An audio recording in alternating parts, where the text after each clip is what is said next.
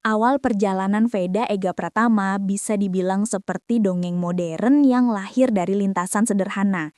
Dari kecil, Veda sudah dikenal sebagai anak yang gak bisa diam setiap lihat motor. Di kampung halamannya, suara knalpot motor balap sering bikin matanya berbinar. Dan sejak itu, rasa penasaran berubah jadi tekad untuk bisa naik motor sendiri. Orang-orang sekitar awalnya menganggap itu cuma hobi anak kecil, tapi Veda beda. Di usianya yang masih belia, ia sudah berani ikut balapan tingkat lokal bahkan dengan fasilitas seadanya. Motor yang dipakai seringkali hasil modifikasi sederhana, jauh dari kata ideal, tapi semangat dan nyali Veda selalu bikin orang terpana. Dari situlah bakatnya mulai kebaca, terutama saat ia konsisten bikin kejutan di berbagai kejuaraan daerah. Perlahan tapi pasti, namanya merambah ke tingkat nasional dan setiap kali naik podium, makin banyak mata yang memperhatikan. Perjalanan ini tentu nggak mulus, karena Veda seringkali harus jatuh bangun secara harfiah di lintasan maupun secara finansial.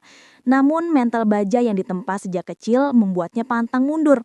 Saat memasuki kancah balap junior internasional, performanya langsung bikin heboh karena gaya balap agresif sekaligus tenang saat ditekanan. Honda Asia yang terkenal selektif dalam memilih pembalap muda akhirnya melirik Veda. Bukan cuma karena skill teknisnya, tapi juga karena mentalitas juangnya yang dianggap langka.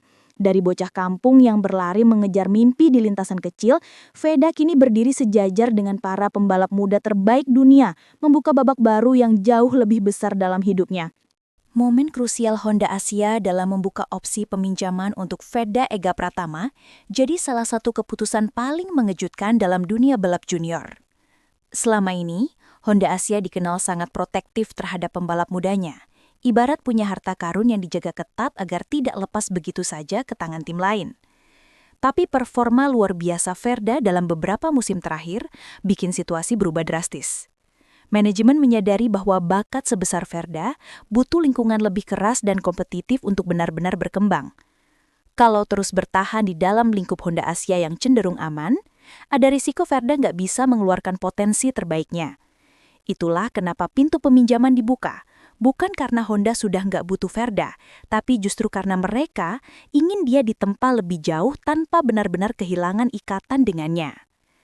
Dari sisi strategi, ini langkah brilian, karena Honda tetap bisa menjaga Veda dalam radar mereka, sementara ia mendapat pengalaman baru bersama tim Eropa dengan level persaingan yang jauh lebih tinggi. Di balik keputusan ini juga ada tekanan besar. Sponsor ingin melihat progres cepat, fans berharap Veda segera naik kelas, dan dunia balap menanti apakah Indonesia bisa melahirkan bintang besar baru. Jadi, momen ini bisa disebut sebagai titik balik, bukan cuma untuk Veda, tapi juga untuk Honda Asia yang berani mengambil resiko melepas aset berharganya ke medan yang lebih menantang. Rifax Snipers Italia bukanlah nama asing di kancah balap dunia, terutama dalam kategori pembibitan talenta muda. Tim ini punya sejarah panjang dalam melahirkan pembalap yang kemudian jadi bintang besar, berkat filosofi mereka yang selalu berani mengambil resiko dengan memberi kesempatan kepada rider muda penuh potensi. Snipers dikenal sebagai tim dengan karakter agresif, gaya balap cepat, penuh serangan, dan selalu menekan lawan di setiap tikungan. Filosofi inilah yang membuat mereka kerap disebut sebagai pabrik pemburu podium, karena motor mereka memang disiapkan untuk rider yang berani fight dari awal sampai akhir. Menariknya, gaya balap seperti itu sangat cocok dengan karakter Veda Ega Pratama yang sejak kecil sudah terbiasa tampil ngotot, gak takut duel, tapi tetap punya insting tajam dalam membaca celah di lintasan. Dengan dukungan teknisi berpengalaman, motor kompetitif, serta atmosfer tim yang penuh adrenalin, Rifax Snipers bisa jadi rumah ideal untuk mengasah kemampuan Veda lebih jauh. Selain itu, kultur Italia yang kental dengan semangat balap diyakini bisa menyatu dengan jiwa petarung Veda, menciptakan kombinasi yang berbahaya di lintasan. Jadi, kalau bicara soal kecocokan, Rifax Snipers bukan sekadar tim kandidat, tapi benar-benar arena yang pas untuk membawa Veda naik ke level lebih tinggi, baik secara teknis maupun mental. Boy Motorsport dari Spanyol dikenal sebagai tim yang berani ambil langkah ekstrim demi mengejar ambisi besar mereka, yaitu menembus jajaran papan atas Moto3 dalam waktu singkat. Tim ini bukan hanya mengandalkan mesin dan teknisi, tapi juga punya strategi bisnis yang agresif. Investasi besar, perekrutan rider muda dengan potensi global, serta paket sponsor yang solid. Dalam kasus Veda Ega Pratama, Boy Motorsport bahkan disebut siap menggelontorkan dana fantastis untuk meyakinkan Honda Asia agar melepasnya. Tawaran itu nggak cuma berupa kontrak balap, tapi juga dukungan finansial jangka panjang, peluang sponsor baru, dan akses teknologi hasil kolaborasi dengan partner besar di Eropa. Ambisi mereka jelas.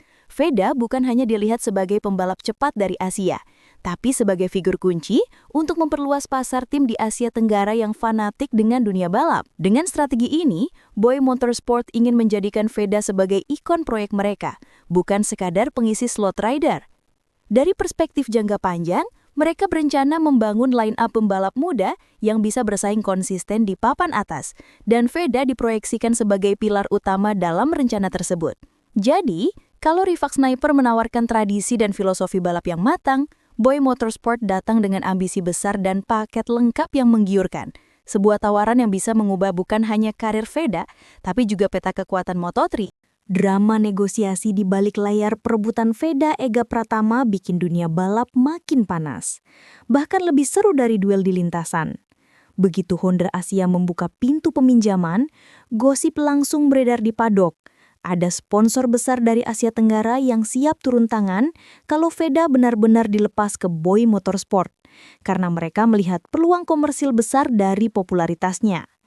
Di sisi lain, Rivax Snipers kabarnya sudah menjalin komunikasi lebih dulu dan menawarkan paket yang lebih sportif ketimbang bisnis semata, sehingga menimbulkan perdebatan panjang di meja rapat Honda.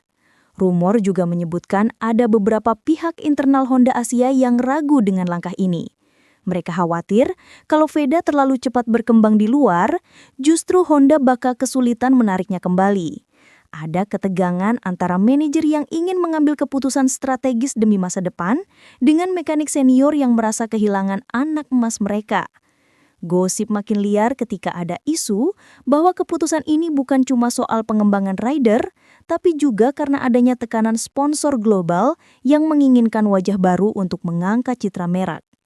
Semua intrik ini membuat negosiasi terasa seperti permainan catur tingkat tinggi, di mana setiap langkah bisa menentukan bukan hanya nasib Veda, tapi juga reputasi Honda Asia di mata dunia. Drama ini bikin publik penasaran. Apakah akhirnya Honda akan melepas Veda demi keuntungan besar atau mempertahankan aset berharganya dengan resiko membatasi perkembangan sang rider muda?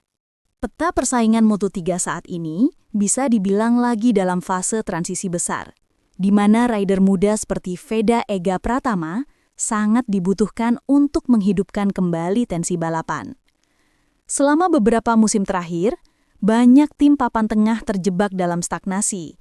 Punya mesin mumpuni, sponsor besar, tapi gagal bersaing konsisten dengan tim elit yang sudah mapan. Situasi ini menciptakan kebutuhan mendesak akan darah segar. Pembalap muda yang bukan cuma cepat, tapi juga berani duel wheel to wheel tanpa takut risiko. Veda hadir dengan gaya balap agresif, insting tajam membaca celah, dan mental baja yang bikin dia cocok jadi game changer.